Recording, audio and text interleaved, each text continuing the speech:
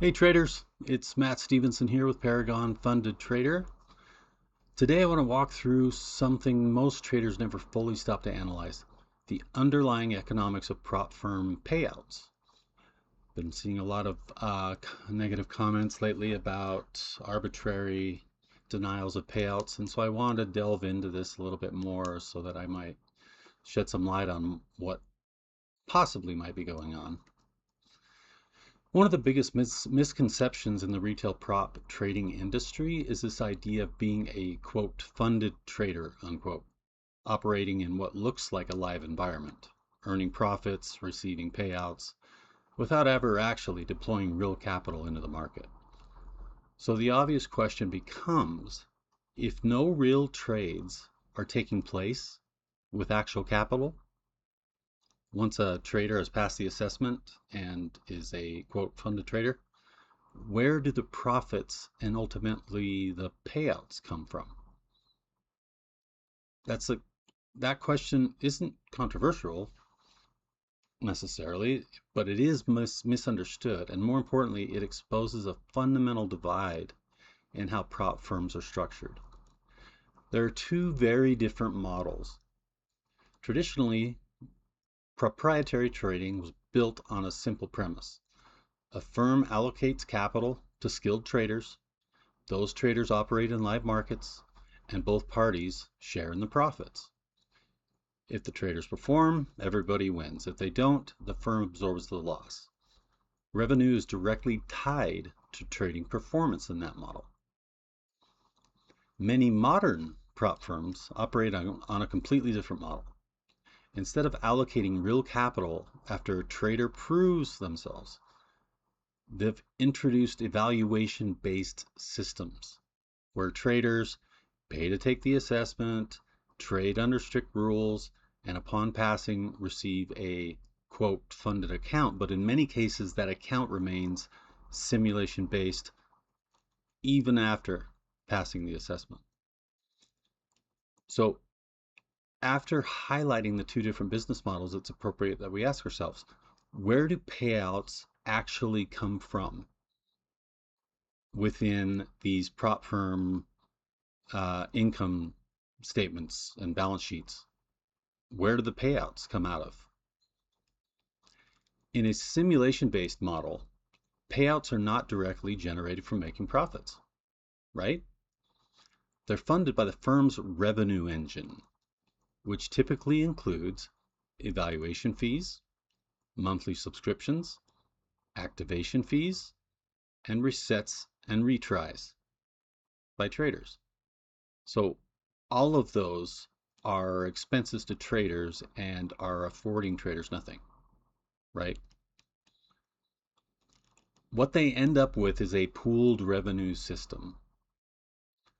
Participants collectively fund this ecosystem, and a portion of that pool is redistributed to traders who meet payout criteria. Now, this doesn't automatically make that business model invalid, right? But it definitely changes its nature, because at that point, payouts are no longer a direct byproduct of trading success. They become a function of pricing structure, user behavior, market dynamics, conversion dynamics, and so forth. The statistical reality, to understand why this model works, you have to zoom out, right? Most retail traders fail. We just have to put it out there. Not occasionally, consistently, and at scale. Roughly 90 to 95% of traders do not pass evaluations or reach payout thresholds. Simulation-based firms are built around that reality. They rely on a high volume of new participants, 90 to 95% that do not pass, and a smaller percentage that reach payout thresholds. That distribution is not incidental, it's structural. Okay, so why does this matter? A firm operating on simulated capital does not need traders to be profitable in live markets. Let me say that again. A simulation-based business model does not need the traders to be profitable in live markets. Okay, so what does it need? Continued participation, so buying assessments, repeat attempts, ongoing engagement within its ecosystem. So monthly subscription fees, activation fees, reset fees, retry fees. The companies want to keep you inside their ecosystem. But what is that ecosystem built on? Loss, right? Nobody's making money to create the money that goes toward payouts. That means the system is, at its core, dependent on failure at scale. Not entirely, but significantly enough that it becomes part of the business model. So let's compare real capital versus simulated models. Now compare what I just talked about to a real capital model like Paragon Funded Trader, ours. In a real capital environment, traders are actually deployed into the market. The profits are real, made off trades in live capital accounts, and payouts come directly from those profits. There is a clear linear relationship between performance and compensation. If a trader generates $20,000 profit, that profit exists. It's real. A payout is simply a distribution of realized gains. Can you see how it would be, and how it is, so much easier for real capital-based business models to make payouts?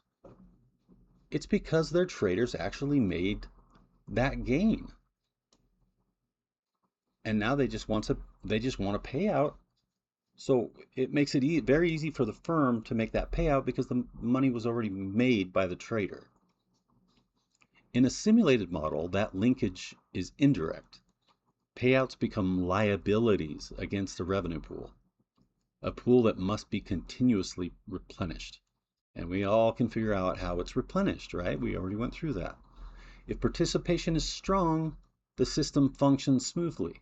But if new inflows slow down, so lower numbers of traders are buying assessments and failing, or payout demand spikes, the firm can experience liquidity pressure, right? Their solvency is now under pressure. Cash flows, the cash inflows and outflows are not matching what statistically was supposed to happen. This isn't necessarily failure, but stress. And when that happens, what do we often see? Well, what can you guess? If a company is stressed, so a company on the stock exchange, right?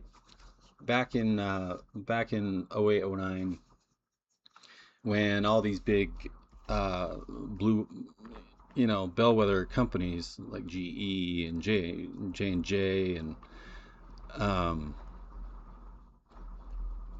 all these massive S&P companies were going through cash flow struggles, what did they stop doing? They stopped paying the dividend on their stock. They stopped paying the preferred share yield. Started prolonging their accounts payable cycle and trying to increase their accounts receivable cycle, just to, kind of alleviate the cash in and outflows. But so what can this cause these firms to do if they get in a situation where, okay, less people are failing than we thought? They're actually going on to where they're trading the simulated accounts and they're requesting payouts now. And on top of that, less people are buying assessments this month. What would that force them to do? Or it has the potential to do some things. I'm not accusing these firms of these things. I'm saying this potential is derived from there to do these things. Delay payouts for ambiguous or non-stated reasons. Denials based on vague reasoning or vague rule breakage, or increased scrutiny around trader behavior. I saw a trader complain a couple of weeks ago that they were very, very vague about why they were denying him a payout. And then I actually read what they wrote, and it was laughable. It was completely arbitrary. Um, and then someone else didn't get approved for a payout or to be quote funded, even though it was a simulated account, because they quote didn't like the trader's behavior within the last 2 or 3 weeks. And that's as much explanation as they got. Do you see what I'm saying? But what's the alternative? If that ecosystem isn't working how they thought it would and how the statistics say it will normally, then they have to do something else. They don't have the money. Here's the hidden layer of risk. In a real capital model, your primary challenge is performance. Can you execute? Can you manage risk? Can you stay consistent? That's it. In a simulated model, there's an additional layer: counterparty and structural risk.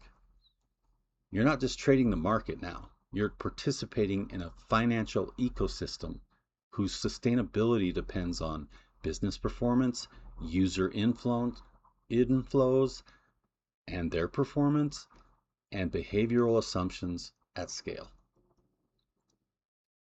So instead of asking which prop firm should I trade with, a better question is, what is actually funding my payouts, and how sustainable is that source of funds? So what's more sustainable to receive payouts from? A gain from which we're taking part of it and paying a trader, or the revenue pool? Failed assessments, monthly subscription fees, activation fees, just fees. Because you're not just evaluating a firm here, you're evaluating a business model. Now, at this point, I'll present our position at Paragon Funded Trader. We've taken a different approach.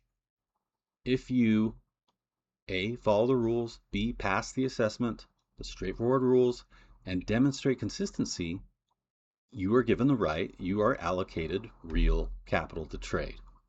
And when you generate profits, those payouts are straightforward because the money's already been made, right? We're not dependent on failure rates to sustain the business. In fact, we want the opposite. We want higher pass rates, better prepared traders, and long-term consistency. Because in a real capital model, trader success drives firm success. Why this matters long-term. A prop firm, in my view, should not make money unless its traders are succeeding. That's always been my view.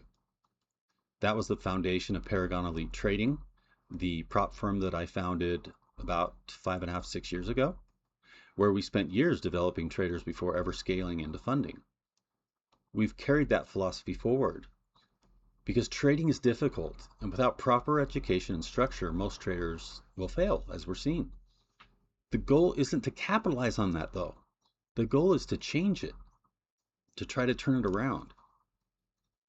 So as you evaluate prop firms, don't just look at payout percentages, pricing, or reviews. Look deeper, because I'm actually surprised by the number of negative comments and the prop firm they're coming out against lately. I mean, we all know the ones, the typical suspects that have some credibility dings over the last few years. But now we're seeing, firms that I've admired for a long time, and I've dug deeper, and sure enough, they are simulation-based, quote, funded traders. These, and you'd be surprised at the names: Funded Next, simulation-based account; Apex Trader, Top Step, FTMO, the Funded Trader. We all know about Apex and the Funded Traders problems. and there are a lot more, but those are the biggest. So it's a little concerning. Take Profit Trader. Uh, so as you evaluate prop firms, don't just look at payout percentages, the reviews, because reviews can be a roller coaster. That statistical ecosystem could be working out really well for a firm right now, but it takes it requires that all those things function the way statistics imply that they will, so that the firm won't be in trouble. If something goes awry, then anything's on the table, right? Denying payouts, um, or worse. You got to look deeper. You got to understand the business model. That's what led me here. I analyzed the business model to find out, because it blew me away that any firm, after someone passes an assessment, wouldn't pony up real capital. And so at that point, when I see that when that trader's not trading real capital, then any gains are just paper gains.